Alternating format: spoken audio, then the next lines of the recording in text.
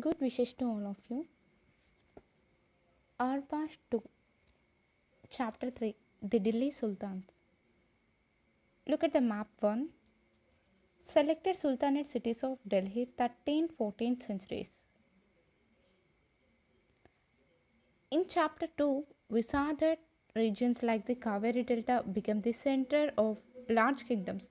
Did you notice that there was no mention of a kingdom with Delhi as its capital?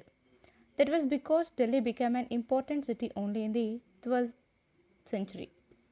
Take a look at table 1. Delhi first became the capital of a kingdom under the Tomara Rajputs, who were defeated in the middle of the 12th century by the Chahanas, also referred as Chahamanas of Azmir. It was under the Tomaras and Chahanas that Delhi became an important commercial center. Many rich Jaina merchants lived in the city and constructed several temples. Coins minted here called Delhi Wal had a wide circulation. The transformation of Delhi into a capital that controlled vast areas of the subcontinent started with the foundation of the Delhi Sultanate in the beginning of the 13th century. Take a look at table 1 again and identify the 5 dynasties that together made the Delhi Sultanate. The Delhi Sultans built many cities in the areas that we now known as Delhi. Look at map 1 and locate Delhi Kuhna, Siri and Jahanapanah. Table 1. The rulers of Delhi. Rajput dynasties Tomaras early 12th century 1165. Ananga Pala 1132-1145. Chahanas 1165 to 1192. Prithviraj Chauhan 1175 to 1192. Early Turkish rulers 1206 to 1290. Qutbuddin Aybak 1206 to 1210. Sahmasuddin Iltutmish 1210 to 1236. Razia 1236 to 1240. Ghiyasuddin Balban 1266 to 1287. Look at the image 1. Iltutmish tomb. Khalji dynasty Jalaluddin Khalji. Khalji dynasty 1292-1320. Jalaluddin Khalji 1292-1296. Alauddin Khalji 1296 to 1316. Tughlaq dynasty 1320-1414. Ghiyasuddin Tughlaq 1322-1324. Muhammad Tughlaq 1324-1351. Firuz Shah Tughlaq 1351-1388. Look at the image 2. Alia Darwaza. Said dynasty 1414-1451. Kirj Khan 1414-1421. Lodi dynasty 1451-1526. Bahlul Lodi 1451-1489. Look at the image 3. Firuz Shah Tughlaq's tomb.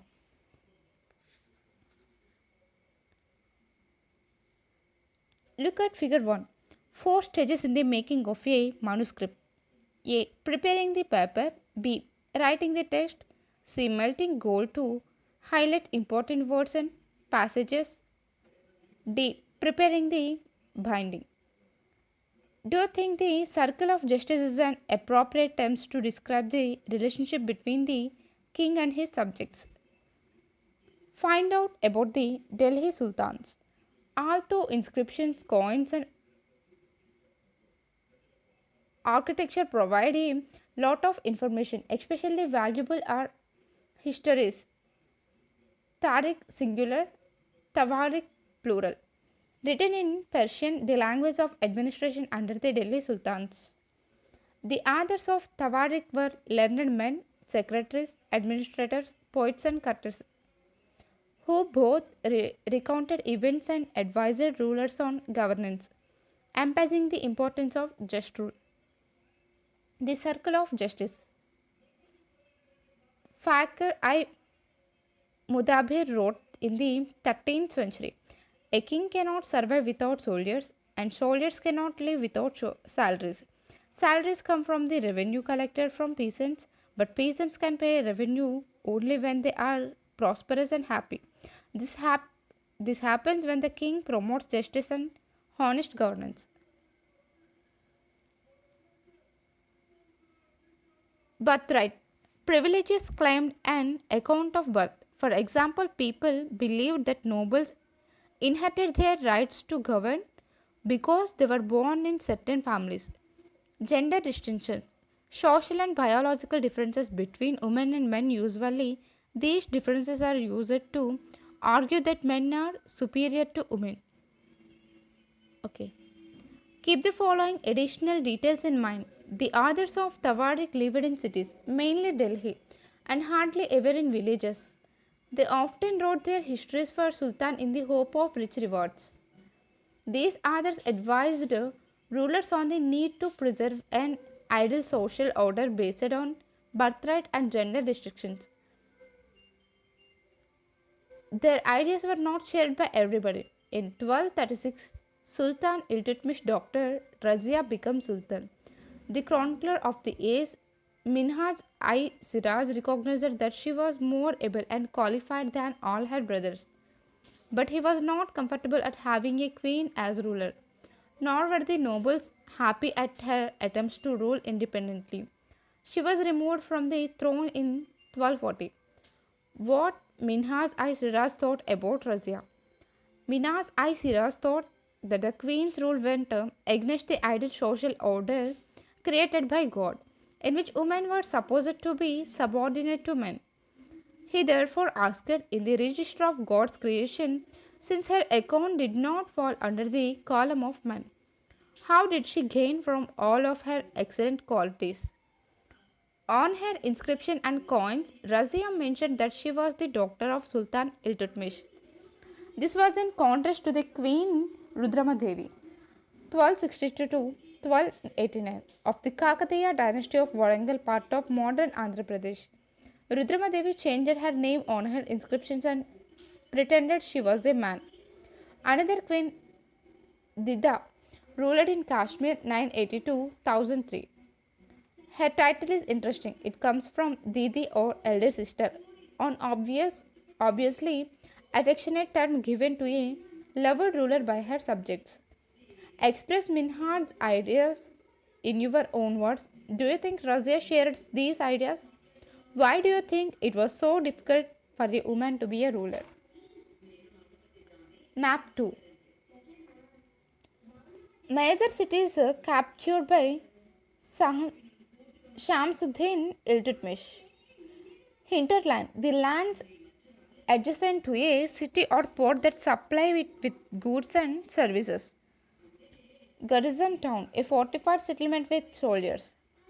From garrison to from garrison town to empire, the expansion of the Delhi Sultanate.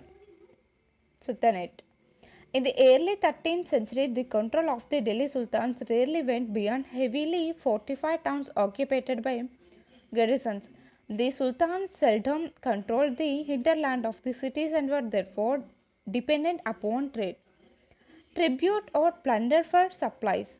Controlling garrison towns in distant Bengal and Sindh for Delhi was extremely difficult. Rebellion, war, even bad weather could snap fragile communication routes. Delhi's authority was also challenged by Mongol invasions from Afghanistan and by governors who rebelled at any sign of the Sultan's weakness. The Sultanate barely survived these challenges. Its consolidation occurred during the reign of Ghiyasuddin Balban and further expansion under Alauddin Khalji and Muhammad Tughlaq. The first set of campaigns along the internal frontier of the Sultanate aimed at consolidating the hinterlands of the garrison towns. During these campaigns, forests were cleared in the Ganga, Yamuna, Doab, and hunter-gatherers and pastoralists expelled from their habitat.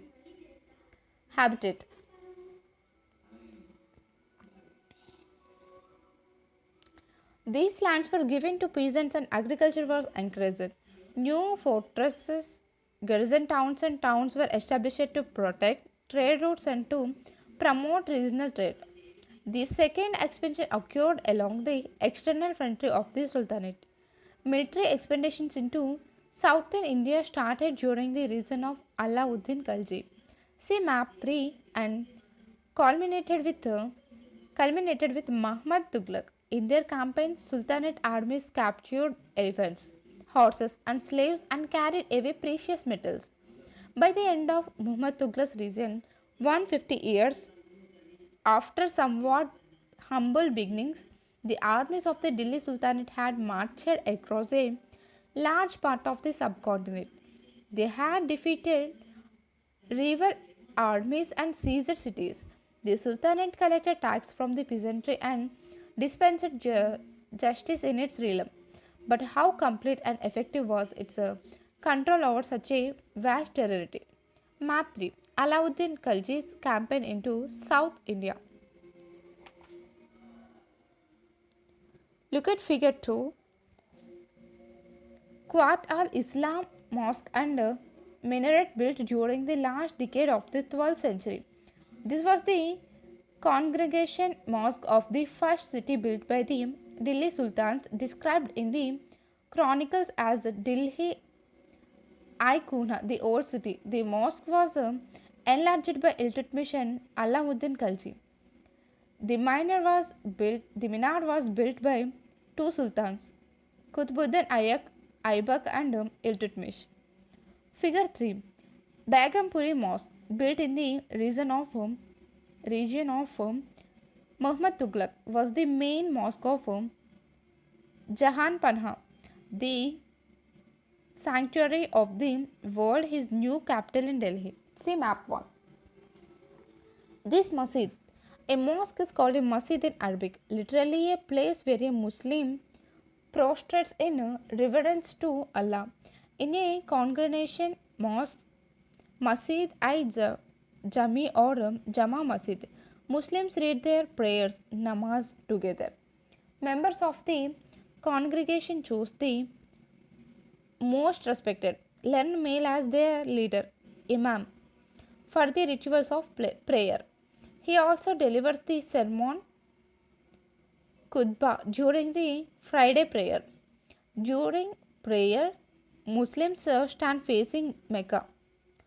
In India, this is to the west. This is called the Qibla. The Delhi Sultans built several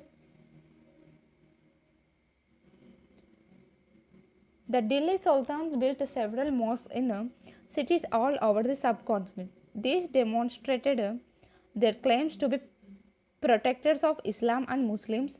Mosques also helped to create the sense of a community of believers. Figure 4. Motki Masjid, built in the region of Sikandar Lodi by his minister. Figure 5. Mosque of Jamali Kamali, built in the late 1520s. Who shared a belief system and a code of conduct, it was necessary to reinforce this idea of a community because Muslims came from a variety of backgrounds. Compare figure 2, 3, 4 and 5. What similarities and differences do you notice amongst the mosques? The mosques in figure 3, 4 and 5 show an evolution in architecture traditional that culminates in Shah Jahan's mosque in Delhi. See figure 7 in chapter 5. A closer look. Administration and consolidation under the Khaljis and Tughlaqs. The consolidation of a kingdom as vast as the Delhi Sultanate needed reliable governors and administrators. Rather than appointing aristocrats and landed chieftains as governors, the early Delhi Sultans, especially Iltutmish, favored their special slaves purchased for military service, called Bandagan in Persian. They were carefully trained to man some of the most important political office in the kingdom. Since they were totally dependent upon their master, the Sultan could trust and rely upon them.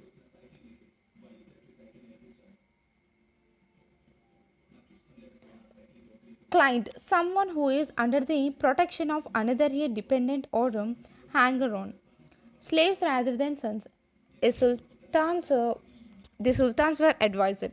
A slave whom one has brought up and promoted must be looked after, for it needs a whole lifetime and good luck to find a worthy and experienced slave. Wise men have said that a worthy and experienced slave is better than a son. Can you think of any reason why a slave would be better than a son? The Khiljis and Tughlaqs continued to use Pandagan and also raised people of humble birth, who were often their clients, to high political positions. They were appointed as generals and governors. However, this also introduced an element of political instability. Slaves and clients were loyal to their masters and patrons, but not to their heads. New sultans had their own servants. As a result, the accession of new monarch, a monarch often saw conflict between the old and the new nobility. The patronage of these humble people by the Delhi Sultans also shocked many elites, and the others of Persian Tawarik criticized the Delhi Sultans for appointing the law and base born to high offices. Officials of Sultan Muhammad Tughlaq. Sultan Muhammad Tughlaq appointed Aziz Kumar, a wine distiller, Firoz Hazam, a barber, Manka Tabak, a cook, and two gardeners, Lada and Pira, to high administrative posts. Ziauddin Bharani, a mid 14th century chronicler, reported their appointments as a sign of the Sultan's loss of political judgment and his incapacity to rule. Why do you think Barni criticized the Sultans?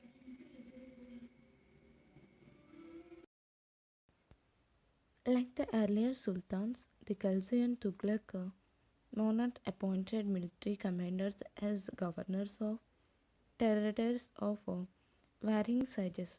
These lands were called Ikta and their holder was called Iktadar or Mukti. The duty of the Muktis was to lead military campaigns and maintain law and order in their Iktas. In exchange for their military services, the Muktis collected the revenues of their assignments as salary.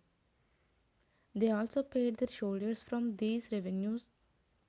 Control over Muktis was most effective of their office was not inheritable, and if they were assigned Iktas for a short period of time before being shifted, these harsh conditions of service were rigorously imposed during the reigns of Alauddin Khalji and Muhammad Tughlaq. Accounts were appointed by the state to check the amount of revenue collected by the Muktis. Care was taken that the Muktis collected only the taxes prescribed by the state and that he kept the required number of soldiers. As the Delhi Sultans brought the hinterland of the cities under their control, they forced the landed chieftains, the Samanta aristocrats, and rich landlords to accept their authority.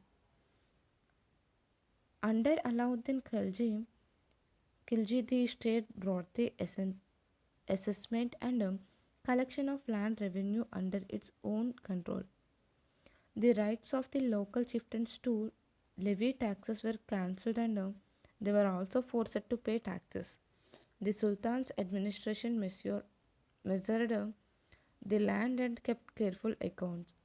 Some of the old chieftains and landlords served the Sultanate as revenue collectors and assessors.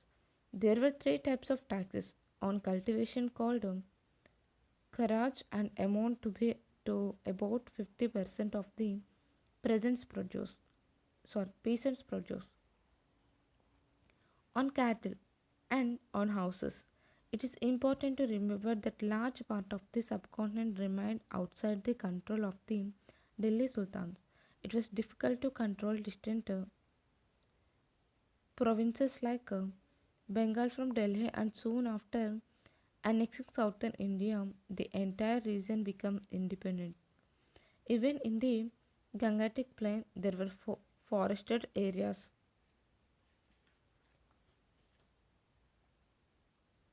That Sultanate force could not penetrate, local chieftains established their rule in these regions. Sometimes rulers like Alauddin Khalji and Muhammad Tughlaq could force their control in these areas, but only for a short duration. Chieftains and their fortifications. Ibn Battuta, a 14th century traveler from Morocco, Africa, explained that chieftains sometimes fortified themselves in mountains, in rocky, uneven and rugged places, as well as in bamboo groves. In India, the bamboo is not hollow, it is big. Its several parts are so intertwined that even fire cannot affect them, and they are on the whole very strong. The chieftain five in these forests which serve them as ramparts, inside which are their cattle and their crops. There is also water for them within, that is, rain water which collects there. Hence, they cannot be subdued except by powerful armies who, entering these forests, cut down the bamboos with specially prepared instruments. Describe the ways in which the chieftains arranged for their defense. The Mongols under Ghaznis, Ghazni Khan invaded Trans, Transoxana in northeast Iran in 1219, and the Delhi Sultanate faced their onslaught soon after. Mongol attacks on the Delhi Sultanate increased during the reign of Alauddin Khalji and in the early years of Muhammad Tughlaq's rule. This forced the two rulers to mobilize a large standing army in Delhi while posed a huge administrative challenge. Let us see how the two sultans dealt with this. Look at the table. Alauddin Khalji, Muhammad Tughlaq. Delhi was attacked twice in 1299, 1300 and 1302 to 1303. As a defensive measure, Alauddin Khilji raised a large standing army. In Muhammad Tughlaq's time, the Sultan was attacked in the early years of Muhammad Tughlaq's reign. The Mongol army was defeated. Muhammad Tughlaq was confident about the strength of his army and his resources to plan an attack on Transoxana. He therefore raised a large standing army. Alauddin constructed a new garrison town named Siri for his soldiers. See map 1. Rather than constructing a new garrison town, the oldest of the four cities of Delhi, Delhi Icona was emptied of its residents and the soldiers garrisoned there. The residents of the old city were sent to the new capital of Daulatabad in the south. The soldiers had to be fed. This was done through the produce collected as tax from lands between the Ganga and Yamuna. Tax was fixed at 50% of the peasant's yield. On Muhammad Tughlaq's time, produce from the same area was collected as tax to feed the army. But to meet the expenses of maintaining such a large number of soldiers, the Sultan levied additional taxes. This, con- this coincided with famine in the area. Alauddin Khilji. The soldiers had to be paid. Alauddin chose to pay his soldiers' salaries in cash rather than iktas. The soldiers would buy their supplies from merchants in Delhi, and it was thus feared that merchants would raise their prices. To stop this, Alauddin controlled the prices of goods in Delhi. Prices were carefully surveyed by officers, and merchants who did not sell all the prescribed rates were punished. On Muhammad Tughlaq's time, Muhammad Tughlaq also paid his soldiers cash salaries, but instead of controlling prices, he used a token currency, somewhat like present day paper currency, but made of cheap metals, not gold and silver. People in the 14th century did not trust these coins. They were very smart. They saved their gold and silver coins and paid all their taxes to the state with this token currency. This cheap currency could also be counterfeited easily. Alauddin Khilji. Alauddin's measures were quite successful, and chroniclers praised his reason for its cheap prices and efficient supplies of goods in the market. He successfully withstood the threat of Mongol invasions. Muhammad Tughlaq's administrative measures were a failure. His campaign into Kashmir was a disaster. He then gave up his plans to invade Transoxiana and disband his large army. Meanwhile, his administrative measure created complications. The shifting of people to Daulatabad was resented. The raising of taxes and famine in the Ganga Yamuna belt led to widespread rebellion. And finally, the token currency has to be recalled.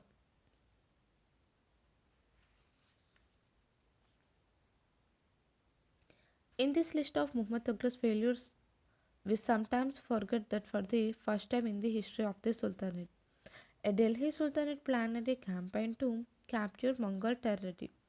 Unlike Alauddin's defensive measure, Muhammad Tughlaq's measures were conceived as a part of a military offensive against the Mongols. The Sultanate in the 15th and 16th centuries. Take a look at table 1 again. You will notice that after the Tughlaqs, the Sayyid and Lodi dynasties ruled from Delhi and Agra until 1526. By then, Jaunpur, Bengal, Malwa, Gujarat, Rajasthan, and the entire South India had independent rulers who established flourishing states and prosperous capitals. This was also the period which saw the emergence of new ruling groups like the Afghans and the Rajputs. Some of the states established in this period were small but powerful and extremely well administrated. Sher Shah Sur 1540 to 1545 started his career as the manager of a small territory for his uncle in Bihar and eventually challenged and defeated the Mughal Empire. Humayun 1530 to 1540, 1555 to 1556. Sher Shah captured Delhi and established his own dynasty, although the third dynasty ruled for only 15 years, 1540 to 1555. It introduced an administration that borrowed elements from Alauddin Khilji and made them more efficient. Sher Shah administration became the model followed by the great Emperor Akbar 1556 to 1605 when he consolidated the Mughal Empire.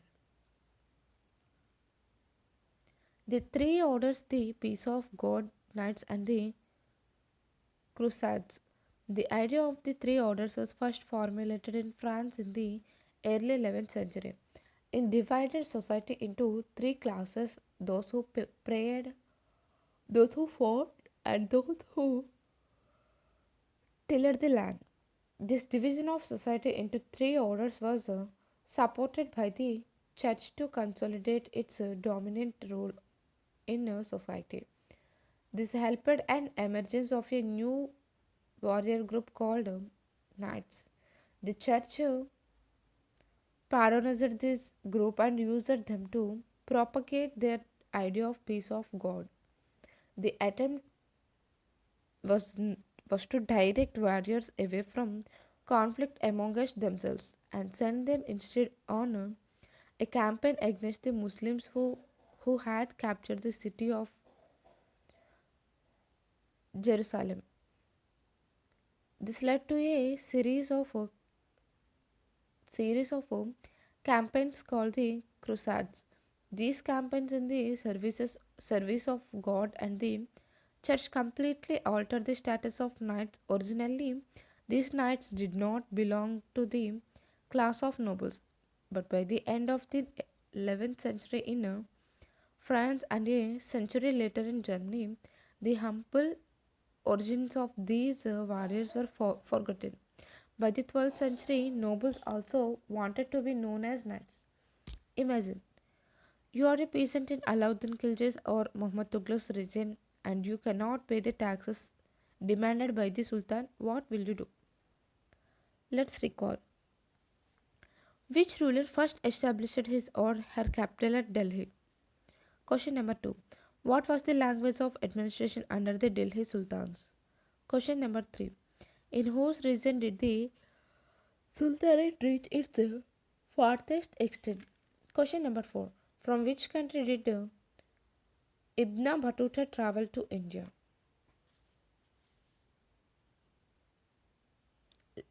Let's understand. Question number 5. According to the circle of justice, why was it important for military commanders to keep the interest of the peasantry in mind? What is meant by the internal and external frontiers of the Sultanate? Question number 7. What were the steps taken to ensure that Muktis performed their duties? Why do you think they may have wanted to defy the orders of the sultans? Question number 8. What was the impact of the Mongol invasions on the Delhi Sultanate? Look at the keywords: Ikta, Tariq, garrison, Mongols, gender, Kharas. Let's discuss question number 9. Do you think the authors of Tawariq would provide information about the lives of ordinary men and women? Question number 10. Rajia Sultan was unique in the history of the Delhi Sultanate. Do you think women leaders are accepted more readily today? Readily today.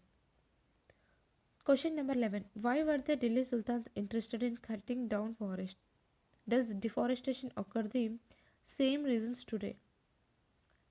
Let's do question number 12. Find out whether there are any buildings built by the Delhi Sultans in your area. Are there any other buildings in your area that were built between the 12th and 15th centuries? Describe some of these buildings and draw sketches of them. Thank you.